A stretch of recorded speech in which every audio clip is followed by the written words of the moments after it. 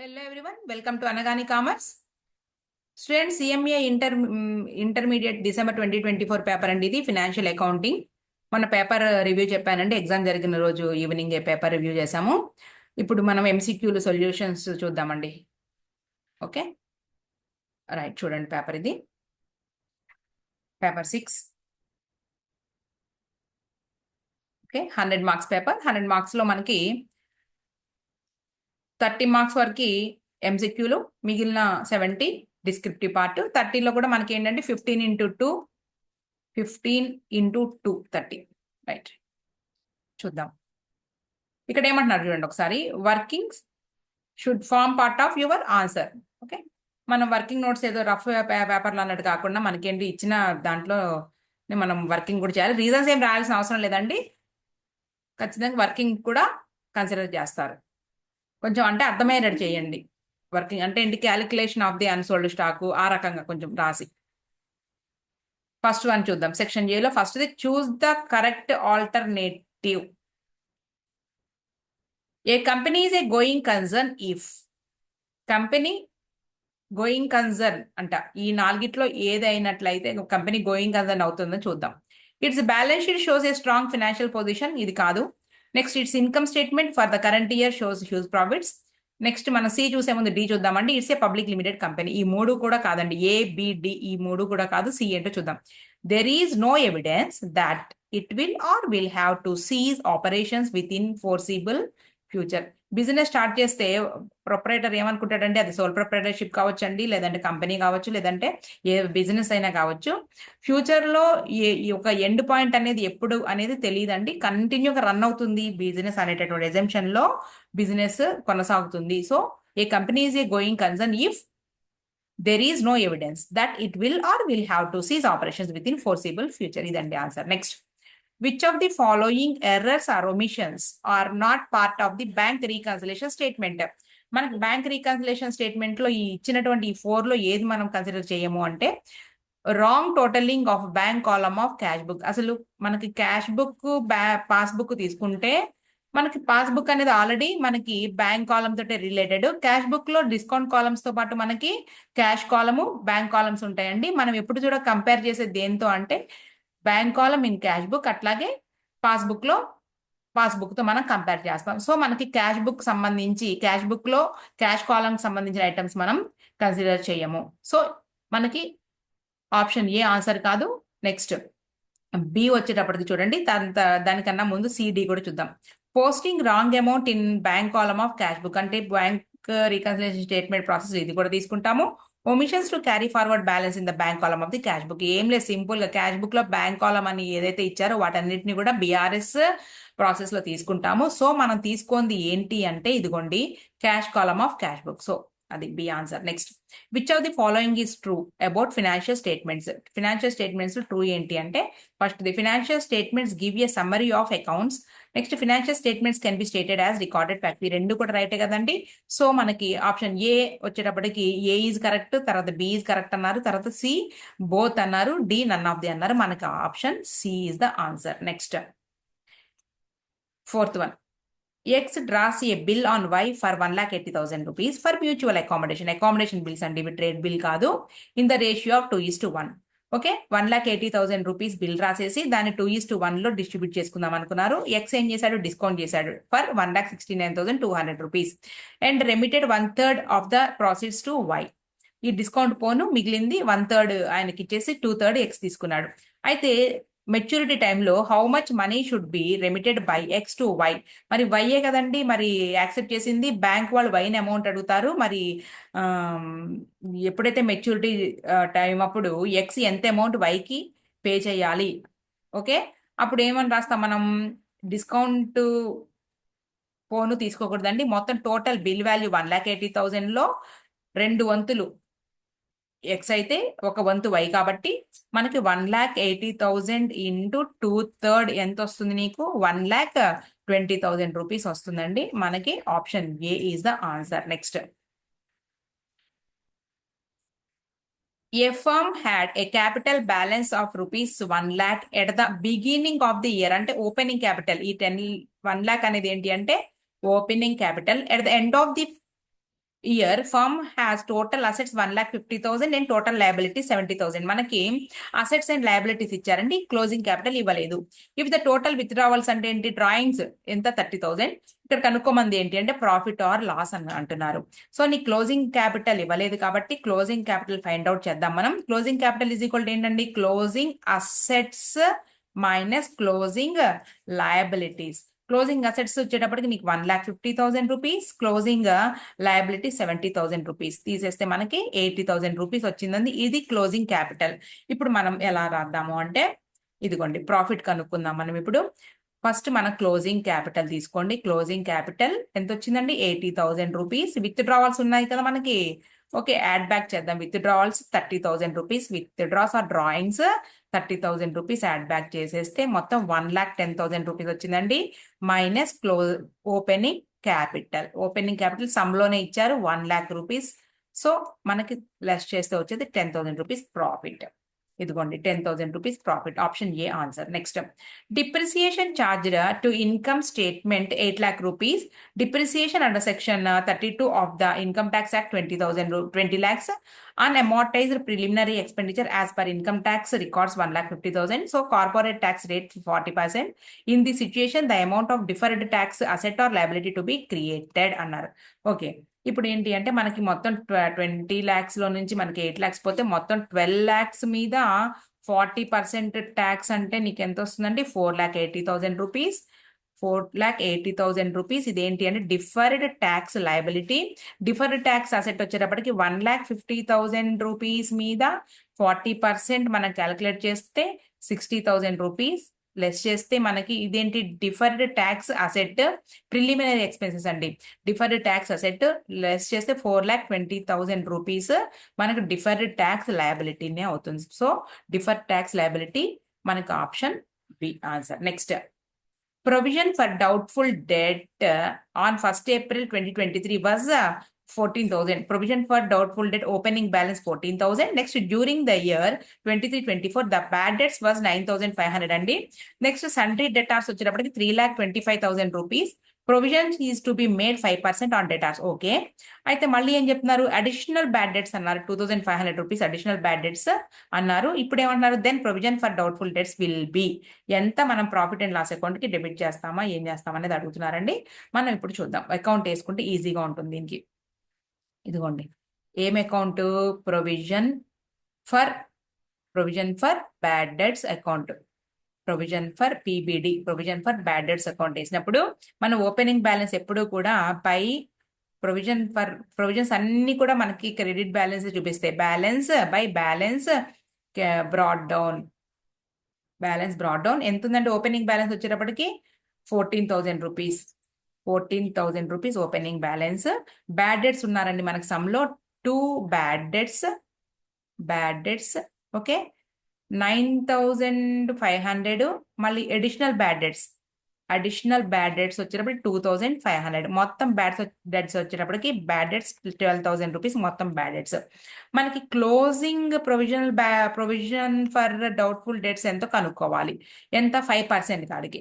So provision for doubtful debts కనుక్కోవాలి అంటే మన డెటార్స్ దగ్గరికి వచ్చేసేయండి. ఇదిగోండి, డెటార్స్ వచ్చేటప్పటికి డెటార్స్ 3,25,000 మనకి ఖచ్చితంగా వసూలయ్యే డెటార్స్ మీదనే మనం ప్రొవిజన్ ప్రొవైడ్ చేయాలి. సో అడిషనల్ బ్యాడ్ డెట్స్ ఉన్నాయి కదండి, additional bad debts 2,500 rupees less చేస్తే 3,22,500. దీని మీద 5% మనం క్యాలిక్యులేట్ చేయాలి. సో క్యాలిక్యులేట్ చేసి 16,125 రూపీస్ వస్తుందండి. ఇదేంటి అంటే ఎట్ ద రేట్ ఆఫ్ 5% కి provision for doubtful debts closing balance అనమాట. Balance carry down 16,125. ఇప్పుడు ఈ రెండింటిని మనము బ్యాలెన్స్ చేస్తే గనక మనకి 14,000 P&L అకౌంట్ కి చేసేది 14,125 వస్తుందండి. ఇదండి మన ఆన్సర్. ఇక్కడ ఉందేమో చూద్దాం, ఉందా లేదా అంటే ఉందండో. ఇదిగోండి 14,125 రూపీస్ మనం డెబిటెడ్ టు P&L అకౌంట్. ఇదండి answer. Next, cost of machinery 60,000. Useful life of the asset 5 years. Annual depreciation on machine under straight line method is 10,000. Answer ఇచ్చేసాడండి. స్క్రాప్ వాల్యూ కనుక్కోమంటున్నారు. మీకు ఐడియా ఉందా మనకేంటి, అంటే స్ట్రైట్ లైన్ మెథడ్ లో మనకి annual depreciation formula రాసుకుంటాం. యాన్యువల్ డిప్రిసియేషన్ ఫార్ములా ఏంటి మనకి? Asset value minus scrap value divided by estimated useful life. So మనకి ఏమేమి ఇన్ఫర్మేషన్ ఉందో అదే రాద్దామండి. యాన్యువల్ డిప్రిసియేషన్ ఇచ్చేసారు కదండి సమ్లో. ఎంత ఇచ్చారంటే యాన్యువల్ డిప్రిసియేషన్ నీకు టోటల్ వచ్చేటప్పటికి annual depreciation 10,000 okay is equal to asset 60,000 rupees. మనకు తెలియంది ఏంటి? స్క్రాప్ వాల్యూ తెలియదు, నేను ఎక్స్ అంటున్నాను. By estimated useful life is 5 years. 5 years. So ఇప్పుడు ఏం రాస్తాము? మనం అదేంటి క్రాస్ మల్టిప్లికేషన్ చేస్తే 50,000 equal to 60,000 minus X. So X is equal to 10,000 rupees scrap value. ఇలా చేయండి, ఏం లేదు, ఉన్న ఫార్ములా ప్రకారం చేయడమే. ఇదండి ఆప్షన్ బి ఆన్సర్. నెక్స్ట్ తెలియంది ఎక్స్ అనుకోవడమే. నెక్స్ట్ చూడండి 9th వన్ అనేది a company deals in 3 products X, Y and Z which are neither similar or nor interchangeable at the time of closing of its accounts for the year 23-24 historical cost and net realizable values ఇచ్చారండి. మనల్ని కనుక్కోమంటుంది closing stock. మీకు idea ఉందా? మనకి ఎప్పుడైనా సరే మనకి closing stock కనుక్కునేటప్పుడు ఏంటి? Cost are NRV అంటే net realisable value which ever is lower. Okay, దీని ప్రకారం కనుక్కున్నప్పుడు మనం ఏంటి ఒక్కొక్క దాంట్లో లోయర్ ఏంటో చూడండి. 2014లో మనకి 14 తక్కువ, తర్వాత 16 రెండు ఒకటే, తర్వాత 8 విచ్ ఎవర్ ఇస్ లోయర్ అంటే కాస్ట్ ఇక్కడ తక్కువ ఉంది. మొత్తం టోటల్ చేస్తే 38 రూపీస్ వచ్చిందండి. ఆప్షన్ ఉందో లేదో చూద్దాం. ఇదిగోండి 38 rupees, right. Next in case of a club the excess of expenditure over income is called as అంటున్నారు. ఇదేంటి? ఎన్పిఓ అండి. నాట్ ప్రాఫిట్ ఆర్గనైజేషన్ లో ప్రాఫిట్ ఆర్ లాస్ అనకూడదు కదా, సర్ప్లస్ ఆర్ డెఫిసిట్ అనాలి. ఎక్స్పెండిచర్ ఎక్కువ ఉందంటే, ఎక్స్పెండిచర్ ఎక్కువ ఉంటే డెఫిసిటేగా. So B answer. Next which of these statement is not true? వీటిలో ఏంటి రైట్ కానిది ఏంటి అంటున్నాడు. Accumulated profits and loss general reserve are transfer to old partners capital account. ఇక్కడ ఏంటి అంటే పార్ట్నర్స్ అడ్మిషన్ గురించి అడుగుతున్నాడు అండి. అక్యుములేటెడ్ ప్రాఫిట్ అండ్ లాస్ అంటే ఇంకా డిస్ట్రిబ్యూట్ చేసుకున్నటువంటి లాభ నష్టాలు కానీ జనరల్ రిజర్వ్ కానీ ఇవన్నీ కూడా కొత్త పార్ట్నర్ వచ్చేటప్పటికే పాత పార్ట్నర్స్ డిస్ట్రిబ్యూట్ చేసేసుకుంటారు. సో ఇది రైటే, కాబట్టి ఆన్సర్ అది కాదు. Next if assets and liabilities are to be shown in the balance sheet at old value. ఎప్పుడు ఆ ఓల్డ్ వాల్యూ చూపిస్తారు అంటే మెమోరాండం రివాల్యుయేషన్ అకౌంట్ ఓపెన్ చేసినప్పుడు. సో ఇది రైట్, కాబట్టి ఆన్సర్ అది కాదు. తర్వాత డి చూద్దాం. ఫస్ట్ ఏ రీవాల్యుయేషన్ అకౌంట్ ఇదే నామినల్ అకౌంటే కదండి. ఎందుకంటే నామినల్ అకౌంట్ ప్రకారంగా మనము గెయిన్స్ అన్నినేమో రీవాల్యుయేషన్ అకౌంట్ లో క్రెడిట్, లాసెస్ అన్నినేమో రీవాల్యుయేషన్ అకౌంట్ లో డెబిట్ రాస్తాం, కాబట్టి ఇది కూడా రైటే. సి చూద్దాం. Profit on revaluation account is transfer to the capital account of old partners in equal ratio అని ఎందుకంటామండి? వాళ్ళు అగ్రీడ్ రేషియో ఇచ్చినప్పుడు అగ్రీడ్ రేషియోలోనే మనం డిస్ట్రిబ్యూట్ చేస్తాం. నెక్స్ట్ సో ఓకే, ఆన్సర్ ఏంటి అంటే మనకి ఇది ఆన్సర్ సి. తర్వాత P sends 1,000 bags to Q, costing 400. Okay. Invoice price 500 rupees. Total bags 1,000. The cost incurred was P's expenses 4,000. ఇక్కడ నాన్ రికరింగ్ ఎక్స్పెన్సెస్ కావాలండి. P's expenses మొత్తం కూడా నాన్ రికరింగ్ కిందకి వస్తాయి. Q's expense క్లియర్గా ఇచ్చాడు కాబట్టి మనకు ప్రాబ్లం లేదు. 1,000 రూపీస్ నాన్ సెల్లింగ్ అంటే non recurring expenses and 2,000 rupees selling expenses అంట. 800 bags were sold by Y. So మనల్ని ఏం కనుక్కోమంటున్నారు ఇక్కడ? 800 అంటేనే మనకు వచ్చేయాలి. ఏం అడిగారు అనేది value of consignment stock at invoice price కి అడిగారు. ఓకే, ఇప్పుడు మనం ఫైండ్ అవుట్ చేద్దాం. ముందు నువ్వు రిమైనింగ్ స్టాక్ కనుక్కో. రిమైనింగ్ స్టాక్ ఎంతండి? మొత్తం 1,000 బ్యాగ్లు 800 పోతే 200. ఏ రేటు కనుక్కోమంటున్నారు? At the rate of invoice price. Invoice price వచ్చేటప్పటికి 500 రూపీస్. మొత్తం 1 lakh రూపీస్ అండి సరుకు. దీనికి ఎక్స్పెన్సెస్ కలపాలి. Add non recurring or non selling expenses. Non recurring expenses అండి. మనం 200 బ్యాగ్స్ కి కావాలి కాబట్టి మనకు కావాల్సింది 200 రేడియోస్ ఏవైతే అది అక్కడ బ్యాగ్స్ కదా. 200 by total bags 1,000 into expenses ఎంత అని చెప్పానండి? ఈ 4,000 అండ్ 1,000 మొత్తం 5,000 రూపీస్ ఎక్స్పెన్సెస్. ఇలా వేసుకోవాలండి. అంటే 200 బ్యాగ్స్ కి పెట్టిన ఖర్చు కావాలి అంటే మనకి ఇదిగోండి కావాలండి ఇలా రాసుకోండి.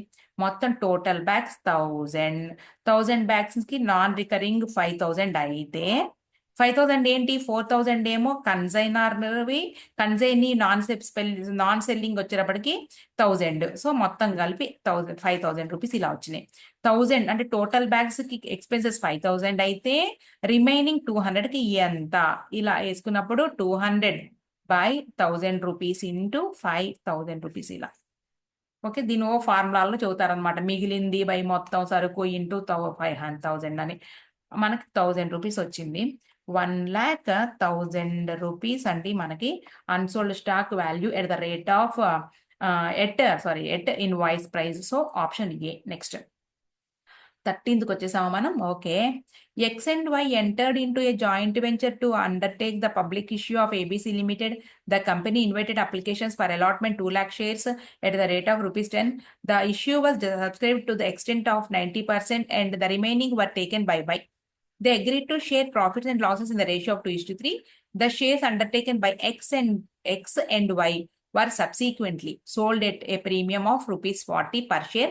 How many shares were undertaken by X and Y?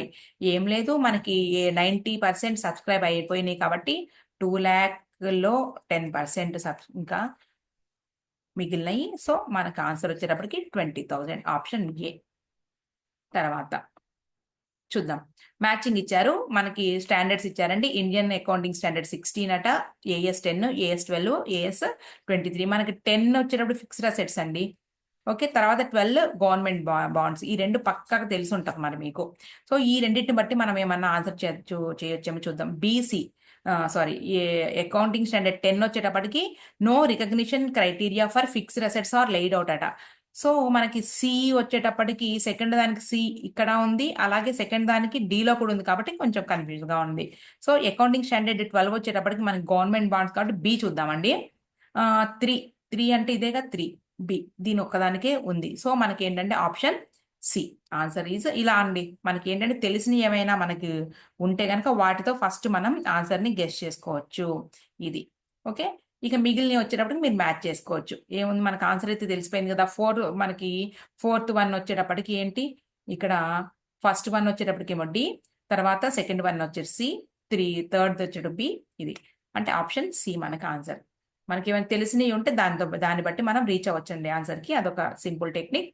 Next, state which of the following statement is correct. వీటిలో ఏది రైట్ అంటున్నారండి. First 1, stock data system of maintaining branch account is used for independent branch. ఇది answer కాదండి. Next, the buyer gets immediate position but not ownership of the assets under instalment payment. ఇది answer కాదు. Unusual items and defective items are separate under insurance claims. ఇది కూడా కాదండి.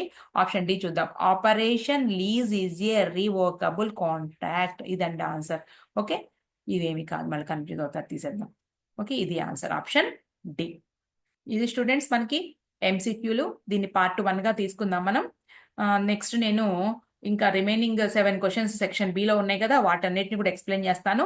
So ఒకే పేపర్లో అయితే lengthy అవుతాయి కాబట్టి మనం ఏం చేద్దామంటే దాన్ని పార్ట్స్, ఒక 4 పార్ట్స్ అలా డివైడ్ చేసుకుని మనం చూద్దామండి. ఇది పార్ట్ 1గా తీసుకుందాం మనం ఈ క్లాస్ని. రైట్ స్టూడెంట్స్, సబ్స్క్రైబ్ చేసుకోండి కొంచెం. అలాగే మీకు పేపర్ అనేది ఈజీ అనిపించిందా, టఫ్ అనిపించిందా, యావరేజ్ అనిపించిందా అని కూడా కామెంట్ చేయండి. ఓకే స్టూడెంట్స్, కాస్టింగ్ పేపర్ కూడా చేస్తానండి ఇది అయిపోయిన తర్వాత నేను.